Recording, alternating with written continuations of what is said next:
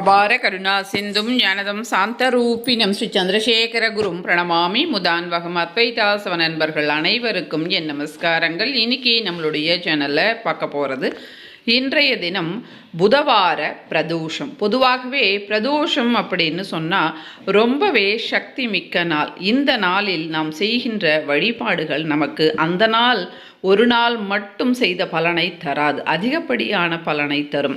சனிக்கிழமை பிரதோஷம் வந்தால் அன்றைய தினம் நாம் சிவன் கோவிலுக்கு செல்லும்போது 5 வருடம் தினந்தோறும் கோவிலுக்கு சென்ற பலனும், மற்ற நாட்களில் பிரதோஷம் வரும்போது கோவிலுக்கு சென்று ஆராதனை செய்தால் 1 வருடம் தினந்தோறும் ஈஸ்வரர் கோவிலுக்கு சென்ற பலன் என்பது ஏற்படும். நம்முடைய கஷ்டங்கள் எதுவாக இருந்தாலும், கடன் சுமையாக இருந்தாலும், திருமணம் ஆகவில்லை என்றாலும், குழந்தை பிறக்கவில்லை என்றாலும், ரொம்பவே உடல் வியாதியால் அவதிப்படுறோம் அப்படின்னு இருந்தாலும், மனவேதனை இருக்குது அப்படின்னாலும், நகைக்கடன்கள் நிறைய இருக்குது அப்படின்னாலும், குடும்பத்தில் பிரச்சனை இருக்குது அப்படின்னு சொன்னாலும், குழந்தைகள் பேச்சை கேட்கலை, நல்லபடியாக படிக்கலை அப்படின்னாலும், கொடுத்த பணம் திரும்ப வரலை, ரொம்பவே நாங்கள் கஷ்டப்பட்டுட்ருக்குறோம் அப்படின்னாலும், நிறைய பகைகள் இருக்குது எங்களுக்கு அப்படின்னு சொன்னாலும், அது மட்டும் இல்லாமல் இதை தவிர எத்தனை பிரச்சனைகள் இருந்தாலும் அத்தனை பிரச்சனைகளையும் தீர்க்கக்கூடிய ஒரு அற்புதமான நாள் தான் இந்த பிரதோஷ விரதம். இந்த பிரதோஷ விரதத்தை 13 பிரதோஷங்கள் தொடர்ந்து உபவாசம் மேற்கொள்ள வேண்டும். அப்படி மேற்கொள்ளும் போது நிச்சயமாக கட்டாயமாக 100க்கு 100% பலனை தந்தே தீரும். அதில் சந்தேகமே கிடையாது, அனுபவ உண்மையும் கூட. எப்படி அந்த பிரதோஷ ஒரு பொழுது இருக்கணும் அப்படின்னா, காலையில் எழுந்து தலைக்கு குளிச்சுட்டு எதுவும் சாப்பிடக்கூடாது, மதியமும் சாப்பிடக்கூடாது. பால் சாப்பிடலாம், பழம் சாப்பிடலாம், இளநீர், மோர், டீ, காஃபி இந்த மாதிரி நாம் சாப்பிடலாம். அதற்கு தோஷம் எதுவும் கிடையாது. இந்த மாதிரி சாப்பிட்ட பிறகு காலையிலேயே நாம் சுவாமி படம் கிட்ட தீபம் ஏற்றி ஈஸ்வரருக்கு நாம் லிங்கம் இருந்தால் அபிஷேகம் செய்யலாம், அப்படி இல்லைனா படம் இருந்தால் பூக்கள் வச்சு தீபம் ஏற்றி நமஸ்காரம் பண்ணிக்கொள்ள வேண்டும்.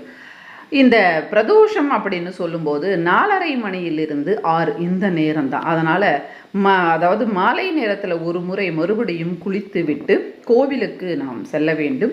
அங்கு அபிஷேக பொருட்கள் மற்றும் தீபம் ஏற்றுவதற்கு உண்டான அந்த விளக்கு இவற்றையெல்லாம் கொண்டு போய் அங்கு நந்திதேவருக்கும் ஈஸ்வரருக்கும் ஒரு சேர அபிஷேகம் நடக்கும். அதை கண்டுகளித்து அபிஷேக பொருட்களை கொடுத்துட்டு தீபத்தை ஏற்றி வைத்து நாம் பிரதோஷ வலம் அப்படின்னு சொல்லுவோம். பல முறை நம்முடைய சேனலில் சொல்லியிருக்கிறோம். அந்த பிரதோஷ வலத்தை 3 முறை வலம் வர வேண்டும். முதல்ல அந்த கொடிக்கம்பம் கிட்ட போயிட்டு அங்கே இருந்து அதாவது சண்டிகேஸ்வரர் வரை போகணும். அங்கிருந்து மறுபடியும் கொடிக்கம்பம் மறுபடியும் ஈஸ்வரருக்கு அபிஷேகம் செய்கின்ற அந்த நீர் தொட்டி இருக்கும், அதுவரை போகணும். ஆனால் நீர் தொட்டியை தாண்டக்கூடாது.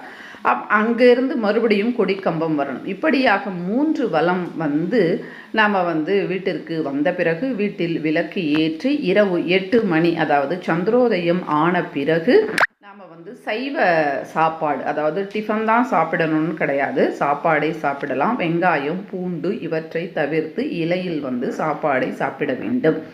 இப்படி 13 பிரதோஷங்கள் ஒரு பொழுது இருந்தால் அது ஒரு மண்டலம் கணக்காக கருதப்படுகின்றது.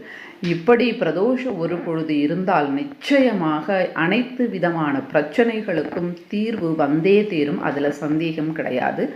அனைவரும் முயற்சி செய்யுங்கள். உங்களுடைய பிரச்சனைகளை நீங்கள் போக்கிக் கொள்வதற்கு கொஞ்சம் கடுமையான விரதம் தான் இருந்த போதிலும் அதற்கு நிகரான பலன், அதைவிட அதிகமான பலன் ஈஸ்வரரும் நந்திதேவரும் அளித்தே தீருவார்கள், அதில் சந்தேகம் கிடையாது.